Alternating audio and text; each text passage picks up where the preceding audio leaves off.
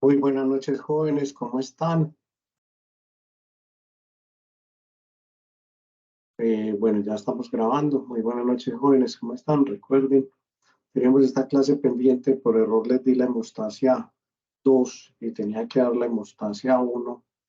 Hoy vamos a hablar entonces rápidamente de la plaqueta, lo que tenemos y cómo las pruebas de laboratorio nos pueden servir a identificar los diagnósticos de los trastornos hemostáticos más comunes en la población desde el enfoque clínico. Un segundo, ya comparto mi pantalla. Entonces, de forma breve y resumida, pero teniendo los detalles más importantes de la presentación, vamos a hablar de la hemostasia primaria. Antes de comenzar, quiero explicarles cómo funciona regularmente la hemostasia primaria en el tubo sanguíneo en la normalidad. Eso nos ayudará a comprender cuál es la función de la plaqueta y la hemostasia primaria en el desarrollo de la hemostasia secundaria. Entonces, normalmente tenemos en los capilares o en los vasos, hemos hablado que la hemostasia es un equilibrio entre coagular y no coagular, y normalmente tenemos que la sangre fluye por el vaso, medida por presión, la presión arterial, y que tenemos una serie de componentes que son los componentes de los factores de la coagulación y unas estructuras pequeñas que son las plaquetas, que son fragmentos celulares que salen de la médula ósea.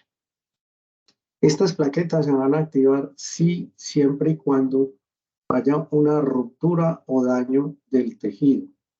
Ruptura o daño del tejido. Y su función es potenciar o multiplicar la hemostasia secundaria. Ojo con ese dato que es muy importante. Potenciar o multiplicar la hemostasia secundaria. Por lo tanto, la ausencia de la plaqueta inevitablemente causará hemorragias por el retardo del funcionamiento de la hemostasia primaria. Max, permiso.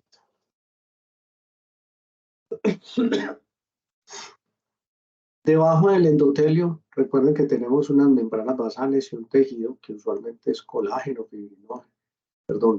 fibras, y una serie de estructuras, fibroblastos y otra cantidad, que nunca tiene contacto con el torrente sanguíneo, que es lo que da soporte al tejido.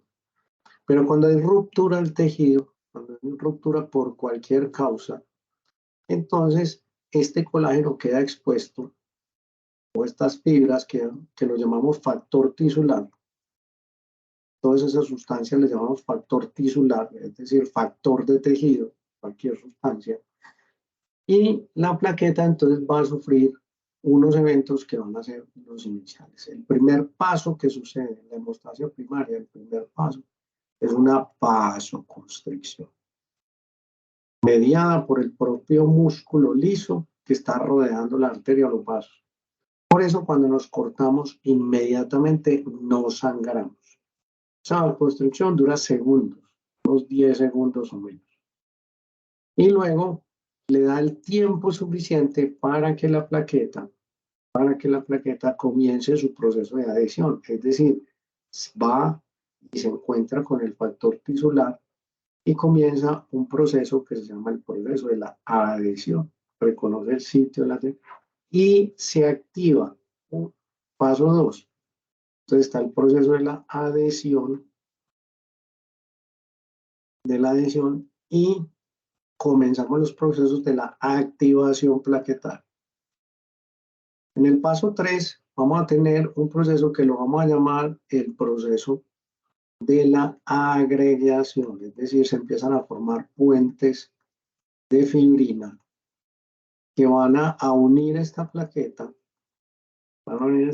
y van a amplificar la señal para que entre la hemostasia secundaria y forme finalmente la red de fibrina que va a taponar la lesión, una red indisoluble que finalmente va a taponar como tal. Entonces la tercera etapa sería la agregación. Recordemos entonces que aquí hay una activación, luego veremos cuáles son las sustancias que libera, ¿cierto? Y el cuarto paso, entonces, sería la entrada de la hemostasia secundaria con el factor de la coagulación. Es importante que usted diferencie, es importante que usted diferencie la hemostasia primaria, que solo compromete a la plaqueta y su función. Solo compromete a la plaqueta y su función.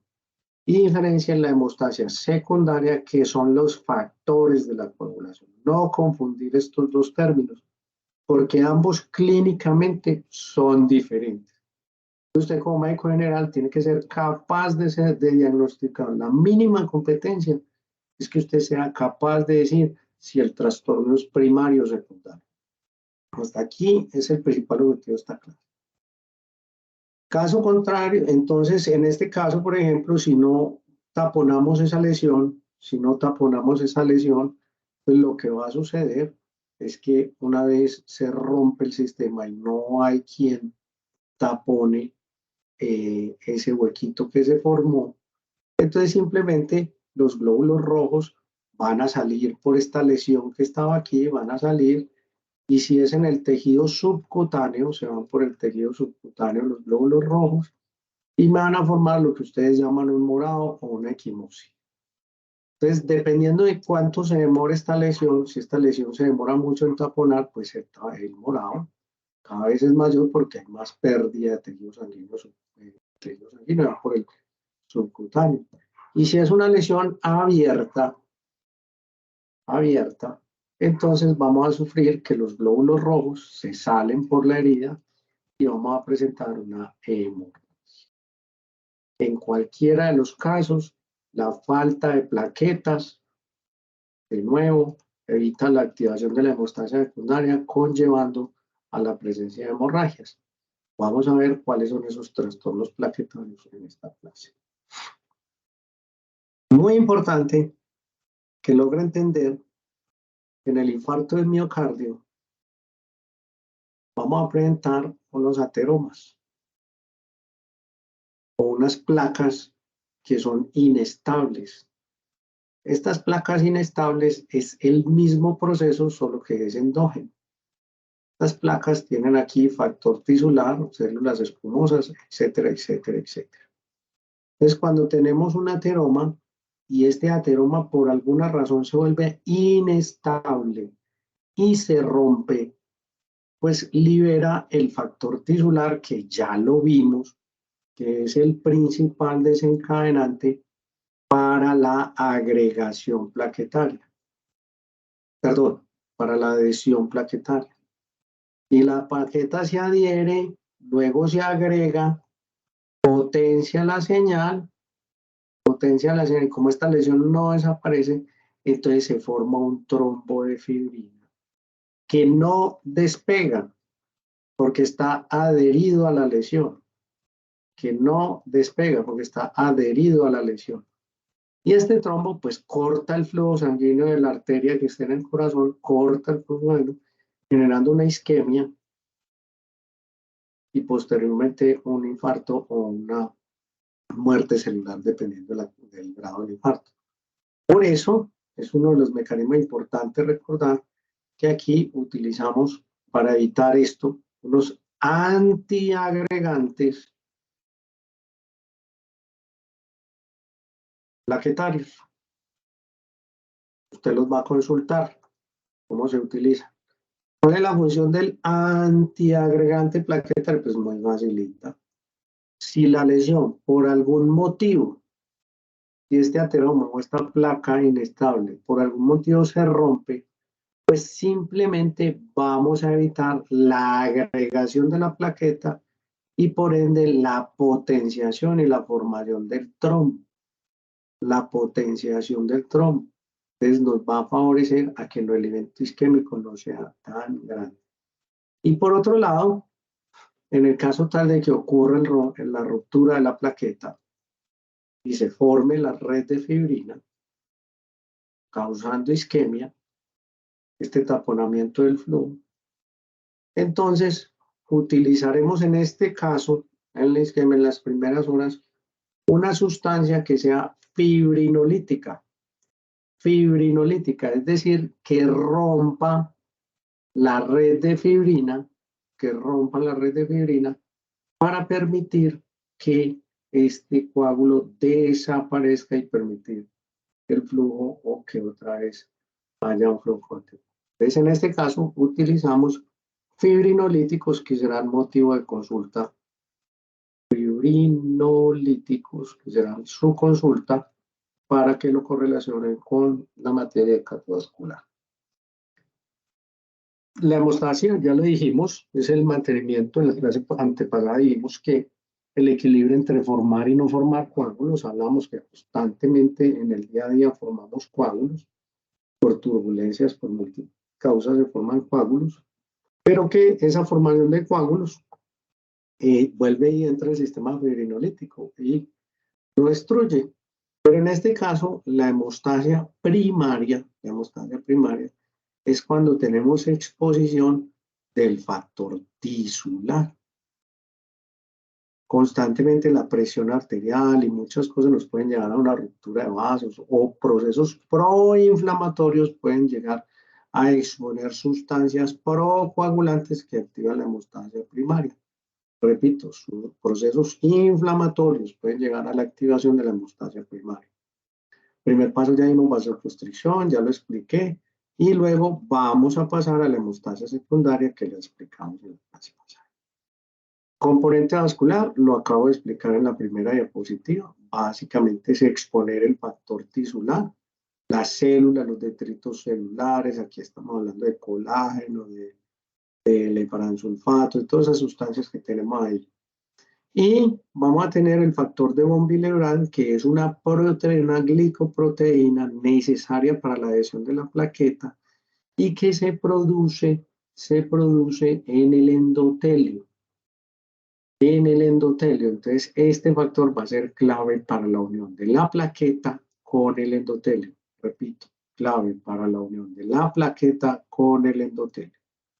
Y recuerden que el vaso tiene que ser absolutamente liso. No puede ser ni con una rugosidad porque los eritrocitos deben rodar por el vaso de forma eficiente. Pero también debo generar sustancias inhibidoras de la coagulación, que no se active por cualquier motivo. Y también sustancias que inhiban la desagregación.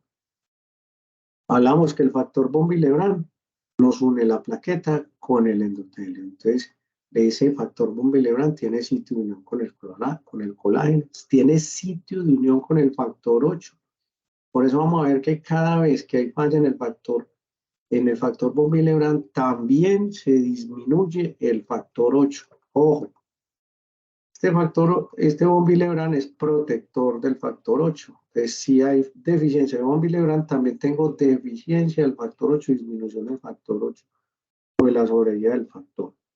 La unión a la glicoproteína 1B9, que esta es la plaqueta, aquí se va a unir la plaqueta. Y si tuvieron a la glicoproteína 2B3A, también vamos a tener en la plaqueta. Listo. Y antígeno de von Willebrand. Ya dijimos, tiene que ser lisita. El endotelio tiene sustancias anticoagulantes que evitan entonces que se active el sistema de la coagulación, pero también tengo sustancias procoagulantes dentro del von Willebrand, factor tisular, el inhibidor activador de plasminógeno y otras sustancias proinflamatorias. Recuerden que la enfermedad inflamatoria es desencadenante del sistema de la coagulación. La plaqueta proviene de la médula, es un megacariocito, no sale de la médula, sale en pequeños fragmentos. Veamos aquí la imagen cómo es. Y se destruyen en el hígado, su vida media es de 8 a 10 días. La plaqueta, como tiene fragmentos celulares, presenta organelas. Y dentro de ella presenta unos gránulos. Observa que tiene diferentes gránulos lisosomales.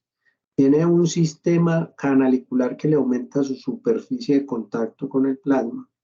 Tiene filamentos de actina que hace que se active y se contraiga para expulsar los gránulos. Y tiene una cantidad de gránulos alfa densos que estos son activadores de la hemostasia secundaria. Por eso la activación de la plaqueta es fundamental para la hemostasia secundaria. Bueno, vamos a saltar estas cositas, pues no tenemos aquí nada fuera de lo extraño que no conozcamos a este nivel de medicina. Si no lo tiene, por favor, repase sus cursos de biología, la membrana plasmática, fosfolípidos, etcétera. Y llegamos entonces al punto que habíamos explicado, lo primero la vasoconstricción, la degradación y la agregación, y finalmente la hemostasia secundaria. En la adhesión, vamos a observar entonces, lo explicaba en la imagen anterior, lo vamos a explicar más en detalle. Cuando me expongo al colágeno, el factor von Willebrand, mire que va a mediar la unión del colágeno con la glicoproteína 1B9. Lo que va a hacer que la plaqueta que viene en circulación, inmediatamente encuentra el factor, se va a unir y se va a adherir. De nuevo, la plaqueta que viene en circulación encuentra el colágeno con el factor von Willebrand y se adhiere. Si no hay factor von Willebrand, no hay, entonces la plaqueta no se adhiere, la lesión queda abierta y entonces los glóbulos rojos se salen causando. Describiremos los tipos de hemorragia. Ese es uno de los trastornos. ¿Cuáles son las glicoproteínas plaquetarias? Pues tengo la glicoproteína 1A y la 2A, que es la que se une al colágeno mediada por este colágeno. Tengo la 1B9, que es 1B9, que es el que acabamos de hablar, que nos une con el factor von Willebrand y von Willebrand al colágeno, y la glicoproteína 2B3A, que es receptor para fibrinógeno o fibrina, y es la que nos va a hacer la agregación. Entonces, repitamos, agregación, y aquí tenemos la 1B9 para la adhesión mediada por el von Willebrand. Una vez la plaqueta se activa, cambia de forma, y esta entonces puede ser inducida a su actividad con todas estas sustancias que describimos aquí en la diapositiva. Las estudia usted por favor por su cuenta. Entre ellas tenemos epinefrina, colágeno, la tromboxano 2, inmunocomplejo, virus, etcétera, etcétera. Las acciones procoagulantes, ya dijimos, los fosfolípidos 3 plaquetarios van a activar a la proteominasa y por lo tanto nos van a activar la hemostasia secundaria. Y aquí hay algo supremamente importante que está muy de moda, y es que la plaqueta también libera factor de crecimiento.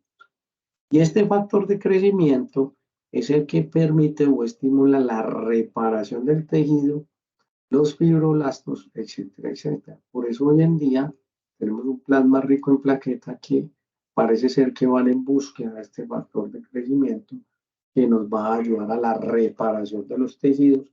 Y obviamente, pues cuando hay lesión, para que la lesión se repare, se vuelva otra vez a restablecer. Trastornos plaquetarios. Trastornos plaquetarios.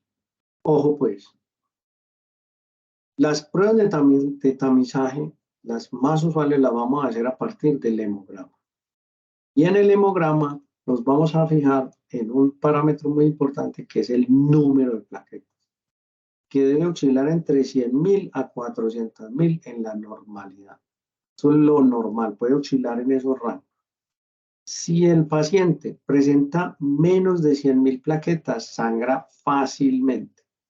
Es decir, que con traumatismos menores o con golpes menores se presentan unos signos de hemorragia o de equimosis más grandes de lo normal. O sea, que no corresponde la lesión al tamaño de la equimosis o a la hemorragia. Me explico. Si yo me golpeo con una mesa, lo normal es que tenga un moradito de 1 o 2 centímetros de alto. Pero si un leve golpe con una mesa me genera un morado de 5 o 10 centímetros, yo digo, eso no es normal, no se correlaciona con la lesión. Eso es lo que va a evaluar usted como médico general. Hay una correspondencia del traumatismo con los signos hemorrágicos que presenta el paciente. Y menos de 50.000 pesos, perdón, y menos de 50.000 plaquetas, entonces el paciente sangra espontáneamente. Es decir, ahora sí, con el más mínimo actividad diaria, puede sufrir hemorragias. Entonces vamos a tener hemorragia por tracto gastrointestinal, por mucosas e incluso podemos tener hemorragias subdurales en el cerebro. Entonces, con el aumento de la presión, podríamos tener en algunos pacientes, no en todos, pero nos podría llevar a trastornos hemorrágicos confinados. Este paciente lo mejor es hospitalizarlo para poderle hacer un seguimiento y monitorizarlo en el caso tal de que se complique. Mientras que lo vamos a tener muy común el sangrado en mucosas. En cualquiera de los dos casos, debo iniciar un tratamiento para reponer dichas plaquetas y los cuidados, porque el tratamiento de estos pacientes son el cuidado para evitar el traumatismo. En muchos casos incluye la incapacidad. La evaluación del extendido, entonces vamos a observar a través de la placa en el microscopio cómo están las macroplaquetas. Aquí necesitamos una ayuda muy importante del microbiólogo que nos informe, que nos mire la placa. Le solicitamos por favor que la mire en detalle, que nos informe si hay alguna anomalía. Y el tiempo de sangría lo envía al médico, lo hace el microbiólogo. Es una de las pruebas más valiosas para el diagnóstico del trastorno plaquetario. Porque el tiempo de sangría es una lesión que se le hace al paciente en el brazo y ponemos un tensiómetro a 40 milímetros de mercurio y este tensiómetro nos genera una presión y la ruptura en el vaso, pues obviamente nos va a exponer el colágeno y todo lo que acabamos de hablar y esperamos que pare entre 3 y 11 minutos. Si el paciente no se detiene en 11 minutos, entonces hablamos que hay un trastorno de la función plaquetaria. Ojo, ojo. Obviamente, es muy obvio, por favor, que si tiene menos de 100.000 plaquetas, el tiempo de sangría va a dar alargado. Obvio, no tiene cómo parar. No mande las dos pruebas, por favor. ¿Cuándo mandamos el tiempo de sangría? Cuando las plaquetas son normales, el paciente presenta signos hemostáticos. Entonces quiero evaluar la función de la plaqueta, es decir, tengo plaquetas normal, pero no trabajan bien. Pues mando el tiempo de sangría. Las pruebas especializadas, vamos a tener entonces dos tipos de pruebas, las pruebas de adhesión y las pruebas de agregación. Son pruebas que se hacen en el laboratorio hematológico especializado, donde básicamente activamos la plaqueta con unas sustancias activadoras que son el ADP, el colágeno, la epinefrina y la ristocetina, y en acción de ellas observamos si lo que falla es la adhesión o la agregación. Es un evento relativamente sencillo, vamos a aplicar aquí desde la forma más sencilla. 0% de agregación, cuando se aplican las sustancias, entonces se forma el agregado máximo y el equipo lo registra. Entonces recordemos, hay dos tipos de trastornos, cuantitativos que lo hacemos a través del hemograma y cualitativos que es la función plaquetaria. En ese hacemos entonces pruebas de adhesión y agregación, pero antes de estas realizo el tiempo de sangría, que es económico, rápido y fácil. Las trombocitopenias, pues como su nombre lo dice, la primera ley de Mendes es disminución de los trombocitos. Pues, tres causas. O está mala la producción de medulares, se destruyen periféricamente o hay secuestro de la plaqueta. Tres diagnósticos diferentes que tienen que ser capaz de encontrar. Daño en la producción, daño medular. Por todas estas causas se pueden llegar a daños medulares que finalmente estos son secundarios, van a llevar a la disminución de la plaqueta o déficit nutricional.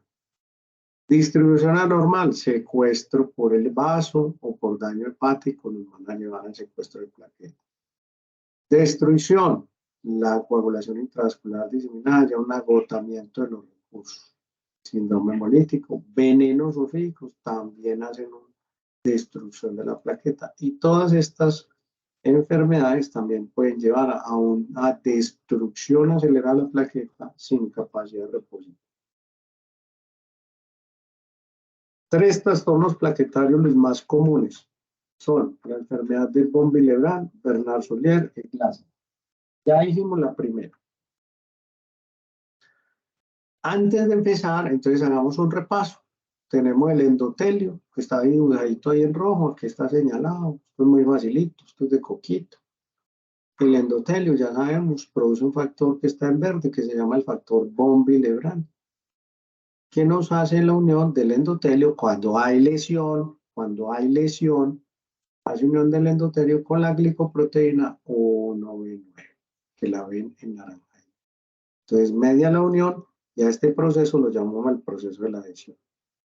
Una vez se activa la plaqueta, entonces comienza el proceso de la agregación llamando a la glicoproteína 2B3A, la cual nos une a las moléculas de fibrinógeno, generando entonces el proceso de la agregación. Sencillito. Usted para el video, se devuelve y lo repasa. Esto es lo que le tiene que quedar claro. Repito, para el video, devuélvalo y lo repasa porque lo van a editar en los siguientes trastornos que no me voy a hacer. Importante la historia clínica del paciente, si tenemos antecedentes familiares, hereditarios, antecedentes personales en el caso tal de que sea adquirida. Un examen físico supremamente importante, hay que decirle al paciente que se desnude o que muestre las lesiones. Y la anamnesis será supremamente clara cuál es la causa de la lesión. La causa de la lesión. Ojo acá, importante, alerta, alerta. No se le olvide que muchas veces los morados de gran tamaño no solamente corresponden a trastornos hemorrágicos, sino que también proceden de actos violentos. Entonces, usted como médico general debe ser capaz de generar la confianza en su paciente para que el paciente se abra y le diga qué es lo que está pasando. Ojo con esto. Y una vez dilucidado ese dilema, entonces pruebas de laboratorio. Importante la edad, en las mujeres es más frecuente el trastorno plaquetario, es más frecuente, ya dijimos familiares, tratamientos que presenta, si hay cirugías recientes, si está anticoagulado, extracciones dentarias se han habido recientemente o procesos infecciosos.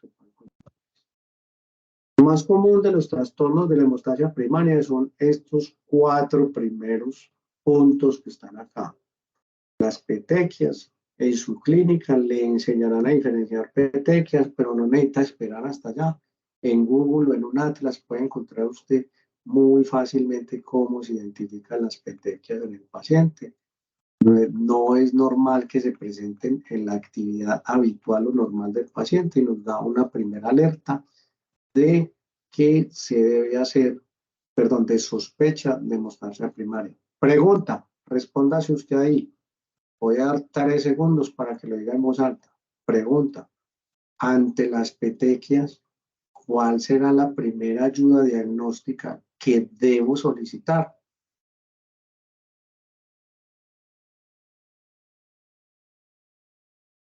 Muy bien, joven, el hemograma. Para mirar el número de plaquetas. ¿Cuál será la segunda ayuda diagnóstica en caso de que tenga unas plaquetas normales? Normales.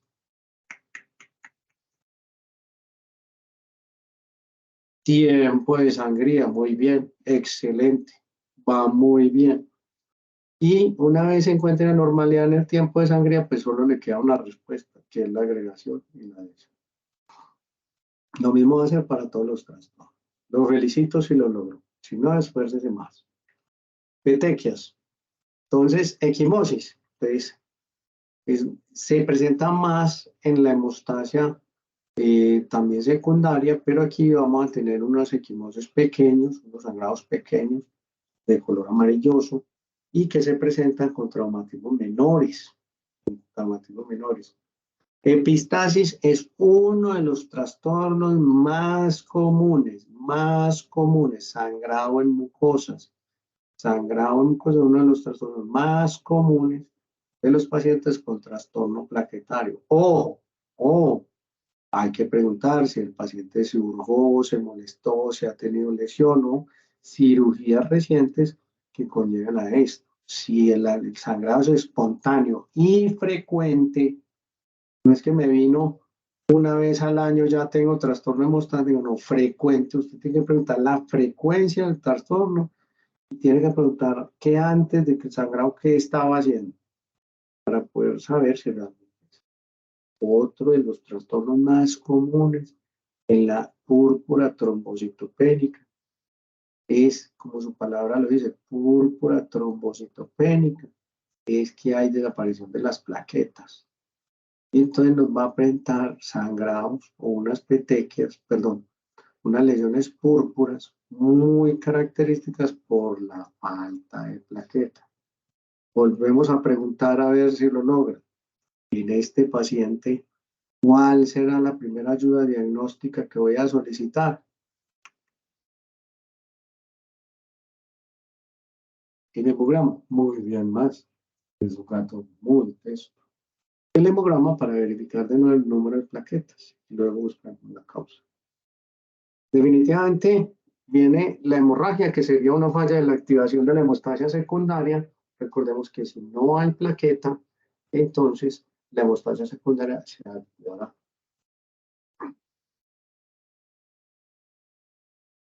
No se activará, perdón. La trombocitopenia inmune primaria ya no se llama idiopática. La PTI es la trombocitopénica inmune primaria, ya se conocen muy bien sus causas, que hay destrucción acelerada por el sistema inmune y secuestramiento. Es mayor en niños, ligeramente mayor en mujeres, en adultos es insidioso y tiende a la cronicidad. Muy raro verlo, su incidencia en adultos es muy rara. En los niños es de corta duración y se recupera espontáneamente. 30% no presentan grados. Y la incidencia y la prevalencia es muy baja en la población. La enfermedad von Willebrand, la enfermedad más común en el mundo del trastorno primario. El del trastorno primario. Aunque no es directamente en la plaqueta, porque el factor von Willebrand lo produce el endotelio, como su responsable es la glicoproteína 1B9 de la adhesión plaquetaria, se considera un trastorno plaquetario. 3 tipos. Lo lee usted en la casita con tiempo, lo estudia. Tipo 1 es el menos agresivo de todos. Hay una reducción moderada del 5 al 30%, suficiente para una funcionalidad normal en condiciones normales. No va a responder a traumatismo mayor. Es decir, en el traumatismo mayor va a ser deficiente y por lo tanto el paciente presentará hemorragia. La tipo 3, esta es una de las más graves porque no tiene plaquetas y no funciona. Es decir, está llevado. Y la tipo 2 tiene uno de los cuatro, corrijo.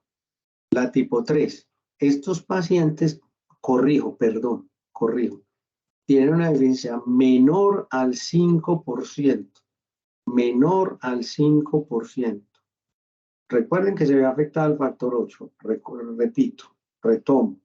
La tipo 3 no es tan agresiva, hay un número disminuido del factor von Willebrand, por lo tanto, también va a haber disminuido el 8 y el paciente va a enfrentar trastorno de la hemostasia primaria. Y en la tipo 2 tenemos varios subtipos, pero aquí sí tenemos lo que les mencionaba anteriormente.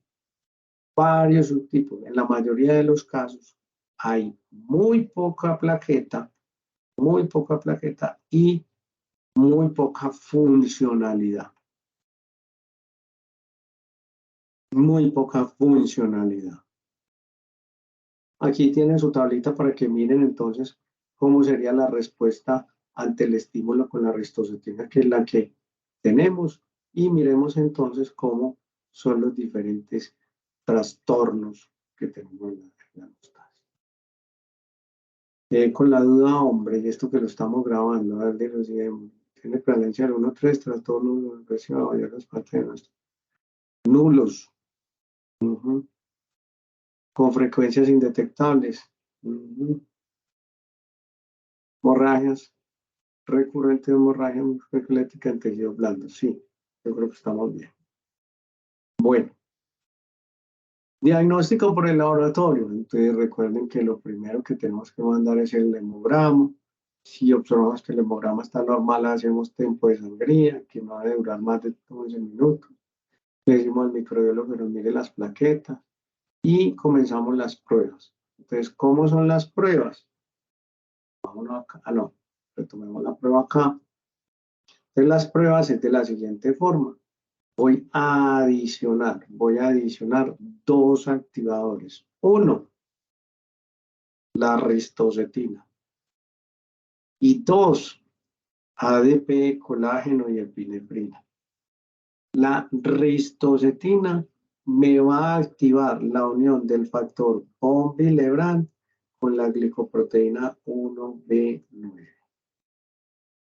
Y el ADP, el colágeno, me va a activar la glicoproteína 2B3A. Es decir, este me evalúa la adhesión, este me evalúa la agregación. Entonces, comencemos.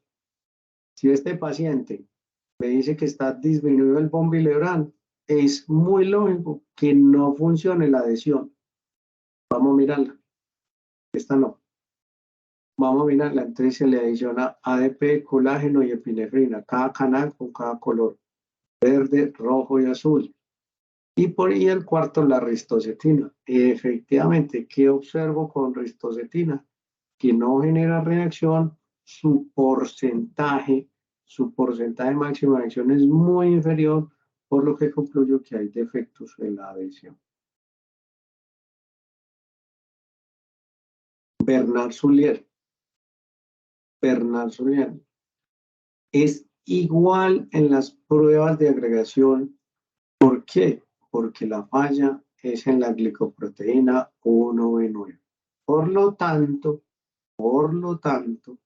no voy a tener respuesta en la adhesión, pero ya no es falla del von Willebrand. Entonces, recuento de plaquetas, normal o disminuido, tiempo de sangría al grado. Y en el extendido va a ser muy característico la presencia de macroplaquetas. De nuevo, no responde a ristocetina. Panorama muy similar al del von Willebrand. ¿Cuál será su parámetro diferenciador? La dosificación del factor von Willebrand me lo va a diferenciar. El tamaño de la macroplaqueta en Bernard-Soulier será muy característico.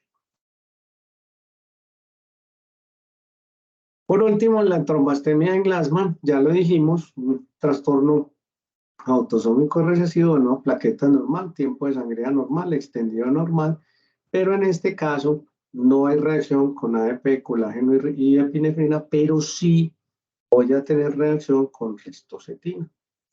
Entonces, de nuevo, voy a evaluar la activación del glicoproteína 2B3A y por lo tanto voy a tener una reacción positiva con ristocetina, pero negativa con los 3 factores de activación. Muy bien.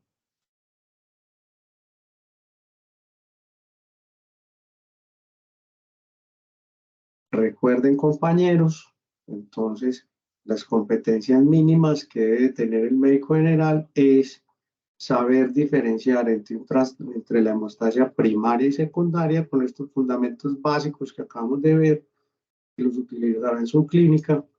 Por favor, practíquelos, úselos, dibújelos, es el mejor método y les deseo mis mejores éxitos en la hematología. Una feliz noche.